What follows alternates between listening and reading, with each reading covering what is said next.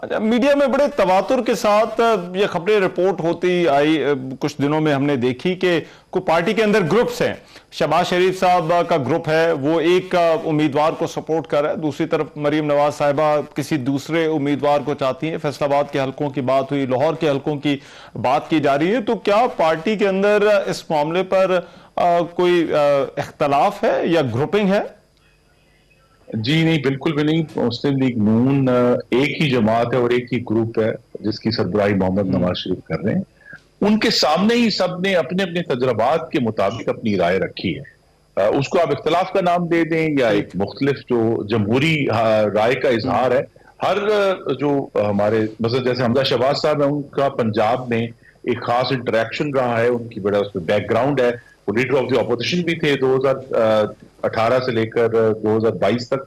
तो लिहाजा उनका एक अपना पॉइंट ऑफ व्यू है। तो हर शख्स ने, शहबाज शरीफ साहब प्राइम मिनिस्टर भी रहे हैं, उन्होंने पूरा प्रोसेस जो है वो बड़े करीब से देखा पूरे मुल्क में। तो हर शख्स ने अपनी अपनी राय के मुताबिक जो है वो मोहम्मद नवाज शरीफ को एडवाइस किया है, लेकिन बहरहाल फैसला तो उन्होंने नहीं करना है। अच्छा, और आईपीपी के हवाले से खुर्रम दस्तगीर साहब, क्या पार्टी के अंदर राय पाई जाती है? ये मामला था जिस पर हमने सुना असूली तौर पर इत्तफाक हो गया है, कमेटी बना दी गई। पार्टी के अंदर इस हवाले से अप्रोच क्या है? क्योंकि यह है कि आप तो अपने उम्मीदवार आपके पास इतने ज्यादा हैं, तो आईपीपी को खास तौर पर पंजाब की सियासत में किस तरह से एडजस्ट करेंगे? जी, आईपीपी से चूंकि एक राउंड हुआ, उसके बाद उसमें कोई पेशरफ्त नहीं हुई। अब जबकि ये प्रोसेस हमारा अपना जो था वो मुकम्मल हो रहा है, तो अगले हफ्ते इस पर भी जो है गुफ्तगू शुरू होगी कि किस हद तक हम एडजस्ट कर सकते हैं और किस हद तक नहीं कर सकते। लेकिन कोई बहुत बड़ी सीट एडजस्टमेंट नहीं होने जा रही। अच्छा, तो ये इसका मतलब है कि आईपीपी के साथ सीट एडजस्टमेंट हो भी सकती है, अभी भी हो सकती है?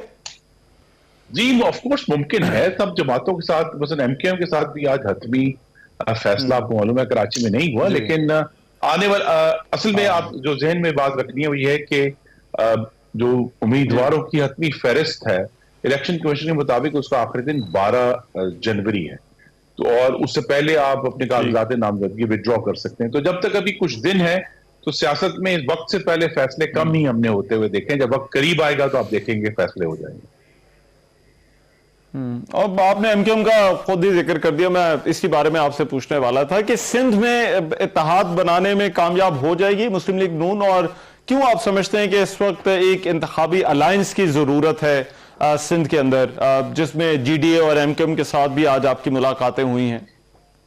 जी, दो इसमें इश्यूज हैं। एक इशू तो ये है कि सिंध के अंदर एक वाज़े आप उसे कह सकते हैं कि एक मुतालबा है सिंध की इंफ्रास्ट्रक्चर को, उसकी तालीमी निज़ाम को, उसकी शहरी सहूलियात को बेहतर करने का। बहुत सारे लोग जो अब पंजाब में आते हैं, उनकी ये ख्वाहिश है कि सिंध में भी उसी तरह की जो है तरक्की नजर आए जो अब अमूमी तौर पर देखी जा सकती है इंफ्रास्ट्रक्चर में यहाँ पंजाब में। तो उसकी वजह से एक जमहूरी मुकाबला हम करने जा रहे हैं जिस सिंध के अंदर, जिस तरह पीपल्स पार्टी यहाँ पंजाब में हमारे साथ जमहूरी मुकाबला कर रही है। तो उसके लिए कोशिश जारी है कि मुख्तलिफ जमातों से बात की जाए ताकि हम मिलकर कम से कम सिंध के अवाम को कोई मुतबादिल फराहम कर सकें कि भाई ये भी एक ग्रुप है जो मुस्लिम लीग नून की क़यादत में हम सिंध के शहरों को और सिंध के कस्बों को और गाँव को बेहतर तरक्की फराहम कर सकते हैं। क्योंकि अब आपने देखा कि जो मोटरवे है वो सक्खर तक पहुंची है, और उसकी वजह से जो सक्खर के इर्द गिर्द का इलाका है उसके डायनामिक्स तब्दील हो गए। तो ऐसी तरक्की जो लोग अपनी आंखों से देख रहे हैं और जिससे उनकी जिंदगियों में आसानी पैदा हो रही है, वो चाहते हैं कि पूरे सिंध में फैले। अच्छा, तो कितना मार्जिन आप समझते हैं सिंध में परफॉर्मेंस का इस काम का है? क्योंकि पीपल्स पार्टी तो ये बताती है कि हमने सिंध में इतना काम कर दिया है और जितना हमने काम किया हम चाहते हैं कि हम ये वैसे ही काम बाकी पाकिस्तान के अंदर भी करें। जी, तो ये इंतखाबात का दौर है। हर जमात अपनी अपनी जो कारकर्दगी जितनी भी है उनकी, उसको लेकर पाकिस्तान के अवाम के सामने जाएंगे। और ये जो हम इस वक्त मुख्तलिफ जमातों के साथ कहते हैं ब्रिज बिल्डिंग कर रहे हैं, पुल तामीर कर रहे हैं, वो ये भी है कि आने वाले जो इंशाल्लाह इंतखाबात में पाकिस्तान की अवाम नई हुकूमतें मुंतखब करेंगे, تو اگر اللہ تعالیٰ ہمیں موقع دے اور عوام کی حمایت حاصل ہوئی تو ہم ایک ایسی مستحکم حکومت قائم کرنا چاہتے ہیں اسلام آباد میں بھی اور صوبوں میں بھی، جو پھر 5 سال جو ہے یکسوئی کے ساتھ اپنے ترقی کے ایجنڈا پر، روزگار کے ایجنڈا پر، مہنگائی کم کرنے کے ایجنڈا پر، بہتر سہولیات کے ایجنڈا پر پاکستان کے عوام کو ڈیلیور کر سکے. تو یہ جو مختلف جماعتوں سے گفتگو ہو رہی ہے، اس کے پیچھے ایجنڈا یہ بھی ہے کہ آنے والے جو سال ہیں ان میں ہم اس نفرت، جو پی ٹی آئی کی نفرت کی سیاست تھی، دوسروں کو ڈاکو، چور، غدار اور کافر کہنے کی سیاست تھی، اس سے پیچھے ہٹ کر باہمی رواداری سے اور جمہوری مقابلے کے بعد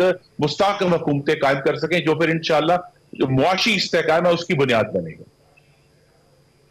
مستحکم حکومت سے آپ کی کیا مراد ہے؟ آپ کو لگتا ہے کوئی ایک جماعت سادہ اکثریت حاصل کرنے میں کامیاب ہو جائے گی اور وہ ایسی حکومت بنا سکتی ہے جو کہ جس کو مستحکم حکومت کہا جا سکتا ہے؟ کیونکہ اندازہ یہ بھی ہے کہ اس مرتبہ پھر اسی طرح سے مل جل کر کوئی حکومت بنتی ہوئی نظر آ رہی ہے انتخابات کے بعد بھی.